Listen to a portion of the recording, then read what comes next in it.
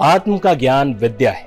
सा विद्या या विमुक्त है, वह जो हमें सारे दुखों, पीड़ाओं, बंधनों, अज्ञान, प्रतियोगिताओं, भ्रमों और भ्रामक कल्पनाओं से मुक्ति दिलाए, वो विद्या है। जो हमें द्वैत के भाव से, हम दो हैं के विचार से, अलगाव के विचार से, तुम और मैं के भेद से मुक्ति दिलाए, वह विद्या है। विद्या दृष्टि देती है जिससे मनुष्य अपने ब्रह्म रूप को पहचान सके। यह अष्टावक्र ने कहा था जब उनसे ज्ञान की परिभाषा पूछी गई थी। श्रीमद् भगवद गीता में परम सत्ता की प्राप्ति के लिए सिर्फ ज्ञान को ही एकमात्र रास्ता नहीं बताया गया है। ज्ञान योग के साथ कर्म योग और भक्ति योग का जिक्र भी भगवान श्री कृष्ण करते हैं। यानी प्रकांड पंडित हो या मीरा या सूरदास की तरह दीवाने, पहुंचते दोनों। दीवानों के पहुंचने के आसार ज्यादा है। बहरहाल ये धर्म चर्चा इसलिए की जा रही है क्योंकि देश के दो प्रख्यात धर्माचार्यों के बीच विवाद की स्थिति आ गई। जगत गुरु रामभद्राचार्य ने एक इंटरव्यू में मथुरा के प्रेमानंद महाराज के बारे में कह दिया कि वो कोई चमत्कार नहीं करते। अगर उनमें कोई चमत्कार है तो मेरे सामने संस्कृत में श्लोक सुना दें या मेरे कहे हुए संस्कृत श्लोक का अर्थ समझा दें।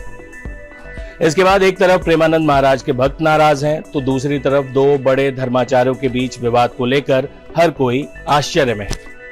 वैसे ना तो हमारी ये योग्यता है, ना ही इतना ज्ञान कि इस मुद्दे पर कोई टिप्पणी कर सकें, लेकिन पत्रकारिता धर्म का पालन करते हुए आपके सामने इस तस्वीर को कुछ साफ जरूर कर सकते हैं। आज जिसे डिबेट कहते हैं, सनातन परंपरा में इसे शास्त्रार्थ कहा गया है। धर्माचार्यों के बीच खंडन मंडन की परंपरा चलती रही। भारत की ज्ञान परंपरा का ये महान इतिहास। हम उस संस्कृति का हिस्सा हैं जिसने कर्मकांड करने वालों को पूजा तो कर्मकांड के विरोधियों को भी देवता माना। कर्ज लो और घी पियो कहने वाले चारवाक को भी ऋषि परंपरा में शामिल किया गया। शंकराचार्य हों या गौतम बुद्ध, ज्ञान जहां से आया भारत ने उसे स्वीकार किया। वैसे भी कहते हैं मुंडे मुंडे मति भिन्ना, यानी हर मस्तिष्क में अलग अलग विचार होते हैं। सत्य के बारे में ऋग्वेद में कहा गया है कि सत्यम एकम विपरा बहुधा वदंती, यानी सत्य एक ही है लेकिन ज्ञानी उसे अलग अलग तरीके से व्यक्त करते हैं। ऐसे में ज्ञान को लेकर किसी किस्म का एकाधिकार भारत में संभव नहीं। ज्ञान और अहंकार भी साथ साथ नहीं चल सकते, ये सनातन धारा कहती। विद्या ददाति विनयम जैसे श्लोक हैं कि विद्या से विनय और विनम्रता आती। ऐसे में रामभद्राचार्य और प्रेमानंद के बीच विवाद जैसी स्थिति का आना दुर्भाग्यपूर्ण है। हालांकि इसमें भी एक बात ध्यान देने योग्य है कि अब तक प्रेमानंद महाराज ने कोई शाब्दिक पलटवार नहीं किया है। उनके भक्त ही हैं जो इस टिप्पणी पर प्रतिक्रिया दे रहे हैं। इस बीच जगत गुरु रामभद्राचार्य के उत्तराधिकारी आचार्य रामचंद्र मिश्रा ने एक बयान जारी कर सफाई दी। उनका कहना है कि प्रेमानंद जी से ईर्ष्या का प्रश्न ही नहीं उठता। उन्होंने क्या कहा, सुनिए। गुरुदेव ने साफ कहा है कि उन्हें श्री प्रेमानंद जी से किसी भी प्रकार की ईर्ष्या नहीं है, बल्कि उन्होंने प्रेमानंद जी को नाम जापक संत बताते हुए कहा, भगवान नाम जपने वाला हर व्यक्ति सम्मान के योग्य होता है। गुरुदेव ने कहा कि जो राम कृष्ण का भजन करता है, चाहे वह किसी भी धर्म, वर्ण, लिंग या अवस्था का हो, वह आदर का पात्र है।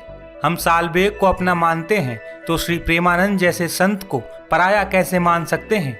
गुरुदेव ने प्रेमानंद जी को अपनी अवस्था और धार्मिक व्यवस्था दोनों दृष्टि से पुत्र समान बताया है। गुरुदेव ने समझाया कि पिता के वचन कभी कभी कठोर लग सकते हैं, लेकिन उनका भाव संतान के कल्याण के लिए होता है।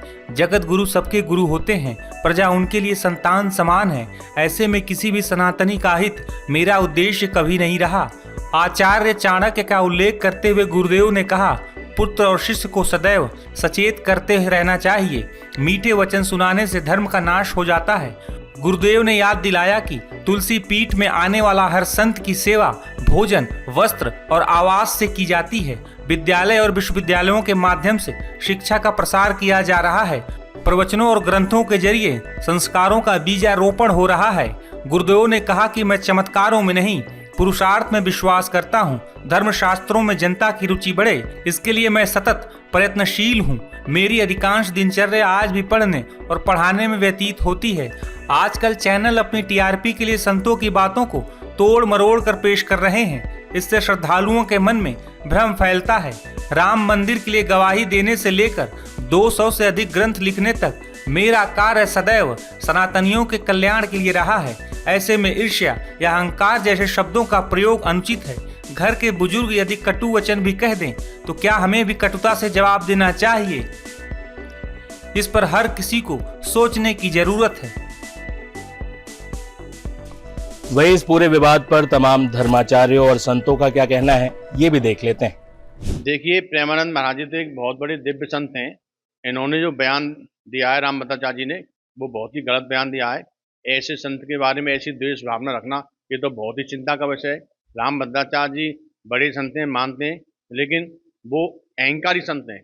वो हर किसी संत को अपने से छोटा मानते हैं, जबकि संत सभी समान हैं, सभी भगवान के भक्त हैं, सभी भगवान के मानने वाले। और प्रेमानंद महाराज जी तो संपूर्ण विश्व में जितने भी सनातनी हिंदू रहते हैं, सबको सनातन धर्म की तरफ जोड़ रहे हैं, सभी को राधा नाम का भाव सिखाते हैं। तो ऐसे दिव्य संत की आलोचना करना महापाप है। देखिए, हमारे आचार्य हैं जगतगुरु रामभद्राचार्य जी महाराज महापुरुष हैं और पूज्य प्रेमानंद जी महाराज भी महापुरुष हैं। मैं तो निवेदन करूंगा, छोटी मुख पर ही बात हो जाएगी। दोनों महापुरुष हैं और दोनों ही महापुरुषों को ऐसी बातों का समाज में नहीं करना चाहिए।